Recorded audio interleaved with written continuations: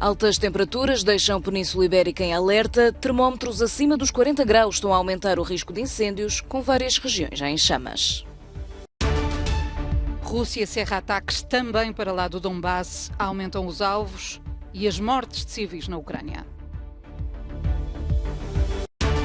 Subida da inflação, crescimento económico e energia geram preocupação entre ministros das finanças da zona euro reunidos em Bruxelas.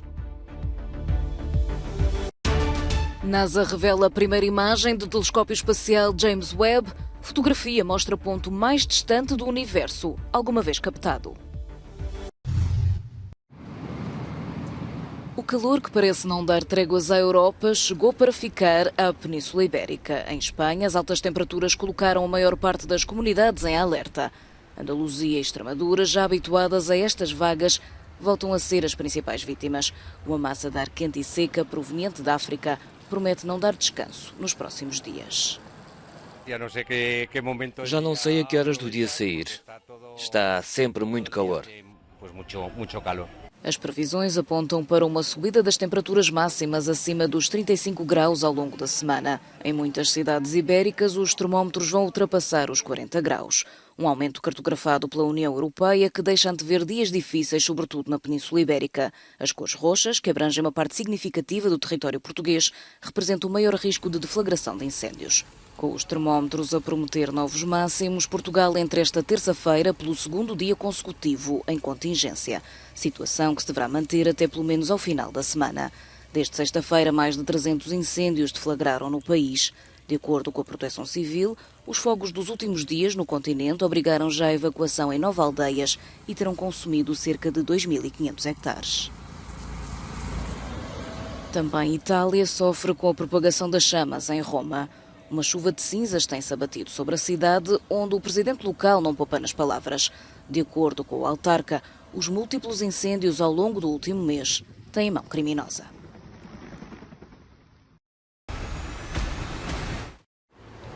O balanço de mortos civis na Ucrânia continua a aumentar. Nas contas das autoridades de Kharkiv, a segunda maior cidade da Ucrânia, só o ataque a um edifício de apartamentos fez pelo menos 6 mortos e mais de 30 feridos. Há registro também de ataques russos no sul do país, em Odessa, mas é no leste que continua a centrar-se a operação dos militares fiéis a Vladimir Putin. As autoridades ucranianas resgataram com vida 9 pessoas dos escombros destes edifícios em Chassiv Yar, na região do Donetsk. O ataque atingiu 3 prédios num bairro residencial na cidade e matou pelo menos 31 pessoas. Para Moscou, a frente de guerra está para lá da linha de batalha. O presidente russo assinou um decreto que simplifica a atribuição de cidadania russa a todos os ucranianos e não apenas aos que vivem ou viviam nas áreas agora ocupadas. Com a chancela de Moscou, nesta segunda-feira, partiu de Mariupol num primeiro comboio em direção a Volnovakha, uma outra cidade sob ocupação russa. No dia em que Kiev recebeu o primeiro-ministro holandês, foi a primeira visita de Mark Rutte à Ucrânia desde que a guerra começou. Depois de se reunir com o presidente ucraniano, fez questão de dizer que a invasão russa é o oposto da civilização e da decência. Rutte prometeu continuar a ajudar a Ucrânia militar e economicamente e juntou-se ao coro dos que avisam que a guerra pode estar para durar.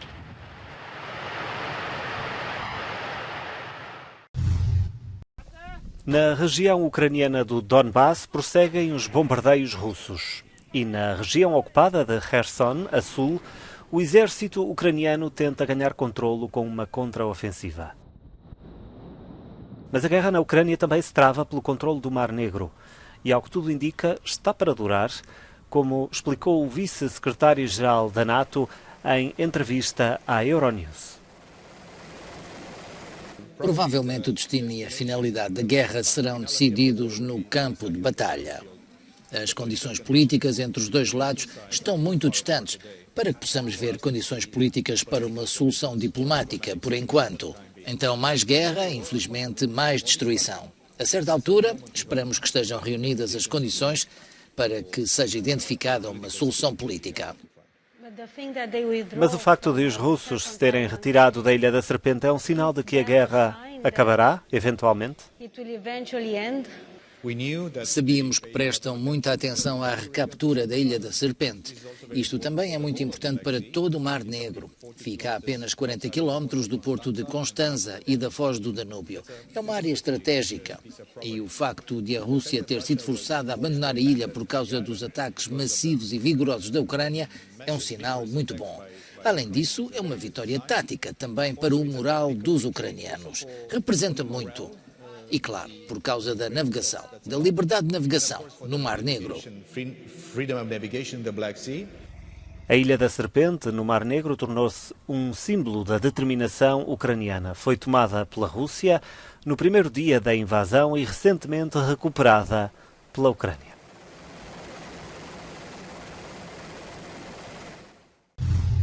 A inflação está a disparar e a puxar as perspectivas de crescimento para baixo. Uma situação que os ministros das Finanças da zona euro reunidos em Bruxelas descrevem como bastante difícil. Para alguns, visivelmente preocupados, a inflação veio para ficar. É verdade que a crise na Ucrânia, os choques nas cadeias de abastecimento e os efeitos secundários vieram para ficar por mais tempo do que esperávamos ou antecipávamos. Também é um facto que a inflação que estava a recuar continuará em alta no próximo ano. É isso que entendemos e precisamos de ter isso em consideração. É um facto da vida. Segunda preocupação, o risco de escassez de gás se a Rússia cortar o abastecimento no próximo inverno. Bruxelas está a trabalhar num plano de contingência, mas grande parte da inflação deve-se aos preços da energia. O que pode mudar a situação em que nos encontramos e colocar-nos numa situação económica mais difícil são cortes no abastecimento e escassez real de oferta. Isso pode mudar um quadro que, por enquanto, é um quadro de crescimento muito limitado, reduzido e desacelerado. Outro motivo de alarme, o euro, que perdeu terreno face ao dólar e as duas divisas aproximam-se da paridade. A última vez foi há 2 décadas. Para o eurodeputado Luís Garicano, é tempo do Banco Central Europeu agir. Vemos um Banco Central Europeu que parece estar atrapalhado, de mãos atadas. Está a lutar com as mãos atadas nas costas porque tem medo de causar uma crise do euro, tem medo de provocar problemas de dívida em alguns Estados-membros. Há muitos governadores vindos de países que têm dívidas excessivas. Então toda a gente sente que o BCE, o elemento-chave para o BCE, é apenas deixar o tempo passar e não tomar muita ação. Isso é claro que sinaliza inflação alta na Europa e um euro mais baixo. É mais fraco. Perante este cenário, o principal objetivo da Europa passa agora por evitar a recessão, que não pode ser excluída.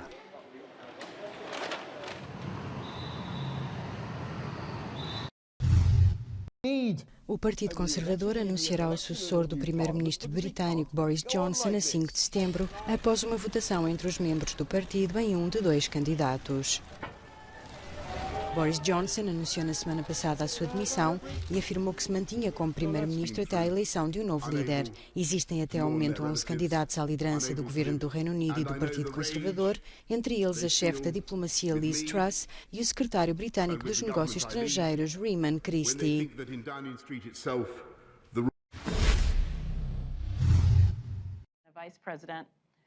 A NASA revelou esta segunda-feira a primeira imagem científica e colorida do telescópio James Webb, o mais poderoso telescópio espacial alguma vez construído.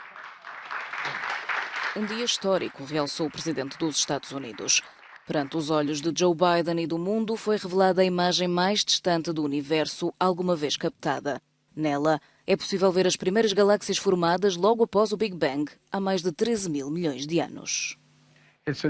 É uma nova janela para a história do nosso universo. Vamos ter o vislumbre da primeira luz a brilhar através dessa janela. Luz de outros mundos, estrelas em órbita muito para além do nosso mundo. Achei espantoso quando li isto. O James Webb, avaliado em 10 mil milhões de dólares, foi lançado em dezembro do ano passado e é visto como o sucessor do famoso telescópio espacial Hubble. Tem como missão realizar todo o tipo de observações nos céus e 2 objetivos bem definidos: tirar fotografias das primeiras estrelas a brilhar no universo e sondar planetas longínquos para ver se podem ser habitáveis. A Após a primeira fotografia, seguem-se mais 4 registros em que a NASA dará a conhecer um pouco mais da beleza galáctica fora do nosso sistema solar.